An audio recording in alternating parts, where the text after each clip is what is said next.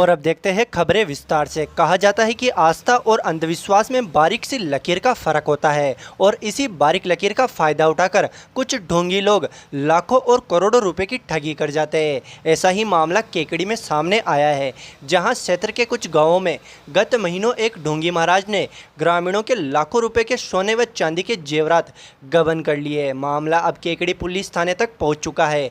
मामले में पीड़ित लोगों ने केकड़ी पुलिस थाने में मुकदमा दर्ज करवाते हुए बताया कि कुछ लोग आस्था के नाम पर आपराधिक गिरोह बनाकर गत महीनों उनसे लाखों रुपए व उनके बेशकीमती गहनों को गबन कर गए।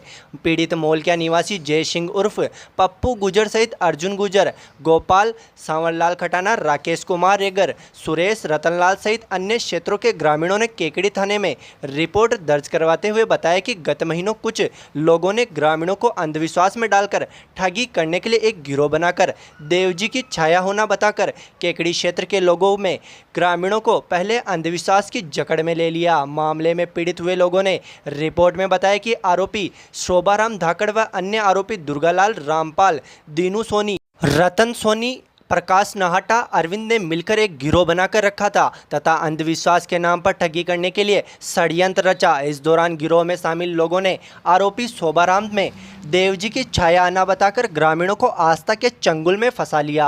पीड़ित मोलकिया निवासी पप्पू गुजर ने बताया कि करीब 8-9 माह पूर्व वह स्वयं और उसके रिश्तेदार सांवरलाल खटाना निवासी रामपाड़ी, सुरेश गुजर, राकेश रेगर, कोहड़ा, रतन गुजर, हेमराज गुजर जाल का खेड़ा गए हुए थे। तभी वहां गिरोह ने षड्यंत्र रचते हुए पीड़ित व उसके रिश्तेदार को वहां बुलाया तथा कहा कि आरोपी शोभाराम धाकड़ में देवजी की छाया आती है। इस दौरान शोभाराम ने पीड़ित के कंधे पर रखे कपड़े को फेंका और कहा कि देख उसमें क्या है, तो उसमें 500-500 रुपए की 3 नोटों की गड्डियां रखी जो करीब 1.5 लाख रुपए थी। इस दौरान आरोपियों ने कहा कि शोभाराम का आशीर्वाद पाने के लिए तुम्हारे घरों में कलश की स्थापना करनी पड़ेगी तथा कलश में 51,000 या 1 लाख रुपए तथा 1 तोला सोना या चांदी रखनी पड़ेगी जो 51 लाख रुपए व 1 किलो सोना हो जाएगी। आरोपियों के झांसे में आकर पीड़ितों ने अपने घर में कलश की स्थापना करवा ली तथा आरोपी कई अन्य ग्रामीणों व रामपाली के सांवरलाल खटाना सहित अन्य गांवों के लोगों को भी अपनी चंगुल में लेकर उनसे भी कलश की स्थापना अपने घरों में कराकर पैसे व गहने कलश में रखवा दिए तथा कहा कि 6 महीने में पैसे व गहने दुगुने हो जाएंगे। इस दौरान आरोपी शोभाराम व अन्य लोग रोज आकर घर में रखे कलश की पूजा करते थे तथा किसी को भी कलश के आसपास नहीं आने देते। गत 6 जून 2021 को पीड़ित पप्पूराम गुजर उर्फ जय सिंह को सूचना मिली कि आरोपी शोभाराम धाकड़ को बिनाई पुलिस ने ठगी करने के मामले में गिरफ्तार कर लिया है, जिसके बाद पप्पू गुजर ने अन्य लोगों व अपने रिश्तेदारों को भी इसकी सूचना दी तथा स्थापित किए गए कलश को घर में जाकर देखा तो उसमें सारे जेवरात व रुपए गायब मिले, जिससे उसके भी होश उड़ गए। मामले में आरोपियों ने सैकड़ों लोगों को इस तरह कलश स्थापित कर 51,000 या 1 लाख तथा सोने चांदी के जेवरातों को गबन कर लिया। पीड़ित ने रिपोर्ट में बताया कि आरोपियों ने करीब 45 लाख रुपए व 100 तोला सोना गबन किया है। मामले में केकड़ी पुलिस ने पीड़ितों की रिपोर्ट पर मुकदमा दर्ज करते हुए जांच शुरू कर दी है।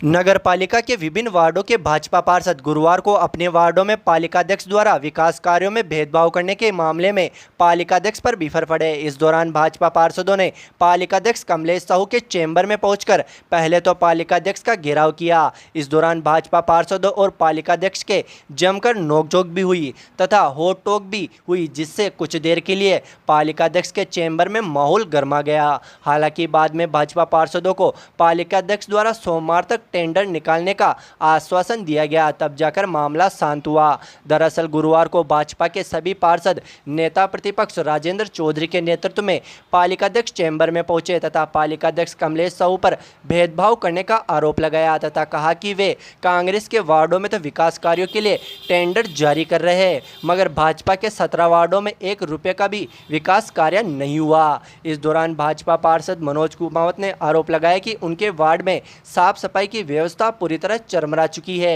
तथा सफाई कर्मी उनके घर के बाहर ही कचरा डाल रहे हैं। इस दौरान पालिका अध्यक्ष कमलेश साहू व भाजपा पार्षद मनोज कुमावत के बीच तीखी नोकझोंक हो गई। दरअसल पालिका अध्यक्ष कमलेश साहू ने पार्षद मनोज कुमावत को चुप होने की कह दिया, जिसके बाद पार्षद मनोज कुमावत ने कहा कि वे कैसे चुप हो सकते हैं, उन्हें भी बोलने का अधिकार है। इस दौरान दोनों आपस में उलझ पड़े।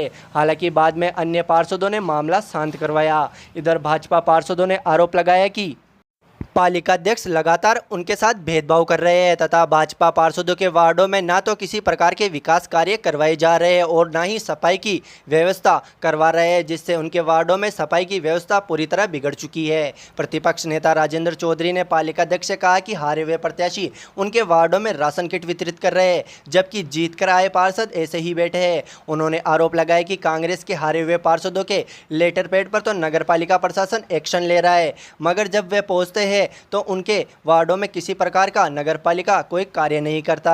पालिका अध्यक्ष कमलेश साहू ने सभी उपस्थित पार्षदों को उनके वार्डों में सोमवार तक टेंडर जारी करवाने का आश्वासन दिया, तब जाकर पार्षद माने। इस दौरान नेता प्रतिपक्ष राजेंद्र चौधरी, पार्षद मिश्रीलाल डसानिया, सुखलाल जाट, मनोज कुमावत, हितेश व्यास, नंदकिशोर जेतवाल, कैलाश चौधरी, डिम्पल बेनीवाल आदि मौजूद रहे।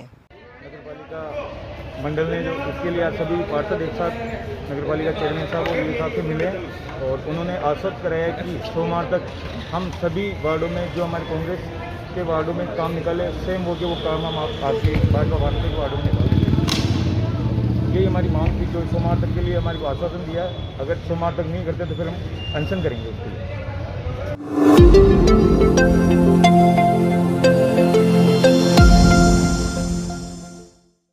जयपुर ग्रेटर नगर निगम की महापौर सौम्या गुर्जर व 3 पार्षदों को राज्य सरकार द्वारा निलंबित किए जाने के विरोध में गुरुवार को भाजपा पार्षदों ने नेता प्रतिपक्ष राजेंद्र चौधरी के नेतृत्व में नगर पालिका प्रांगण में विरोध प्रदर्शन किया। इस मौके पर भाजपा पार्षदों ने हाथ पर काली पट्टी बांधकर हाथों में गहलोत सरकार के खिलाफ लिखे नारों की तख्तियां लेकर विरोध जाहिर किया। इस मौके पर नेता प्रतिपक्ष राजेंद्र चौधरी ने कहा कि राज्य की गहलोत सरकार ने महापौर सौम्या गुर्जर व 3 पार्षदों को निलंबित करने की कार्रवाई करके लोकतंत्र की हत्या करने का प्रयास किया, जिससे भाजपा कार्यकर्ता कभी बर्दाश्त नहीं करेगा। उन्होंने कहा कि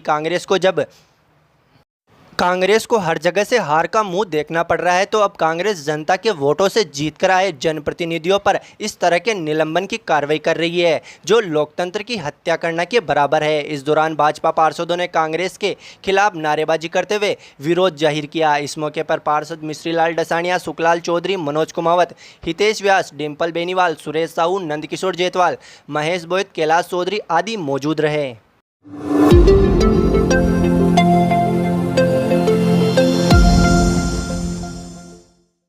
केकड़ी में गत रात्रि बदमाशों ने कुछ ही घंटों के अंतराल में चेन स्नैचिंग की 2 बड़ी वारदातों को अंजाम देने की कोशिश के मामले में फिलहाल केकड़ी पुलिस ने मामला दर्ज कर जांच शुरू कर दी है। उल्लेखनीय कि गत बुधवार रात्रि को पहली वारदात यहां अजमेरी गेट पर भीड़भाड़ वाले क्षेत्र में साढ़े 7 बजे हुई थी, जिनमें 2 नकाबपोश बदमाशों ने मेडिकल की दुकान पर आकर दवाई खरीदने के बहाने दुकान मालिक के गले में पहनी सोने की चेन को झपटा मारकर भागने की कोशिश की थी। हालांकि इस वारदात में बदमाश सफल नहीं हो सके तथा मौके से भाग छूटे। कुछ ही घंटे बाद 8:30 बजे यहां ढंड का रास्ता पर महेश वाटिका के पास भी ऐसी ही वारदात सामने आई, जिसमें एक बुजुर्ग घर के बाहर बैठा था। तभी 2 मोटरसाइकिल सवार बदमाशों ने मोटरसाइकिल रोककर पीछे से बुजुर्ग के गले से सोने की चेन को खींचने की कोशिश की थी। हालांकि इस दौरान कामयाब नहीं हो सके और आरोपी मौके से भाग छूटे। मामले में केकड़ी पुलिस ने दोनों पीड़ित लोगों की रिपोर्ट पर मुकदमा दर्ज कर जांच शुरू कर दी है। पुलिस ने घटना के दौरान आसपास लगे सीसीटीवी कैमरों को खंगाल रही है।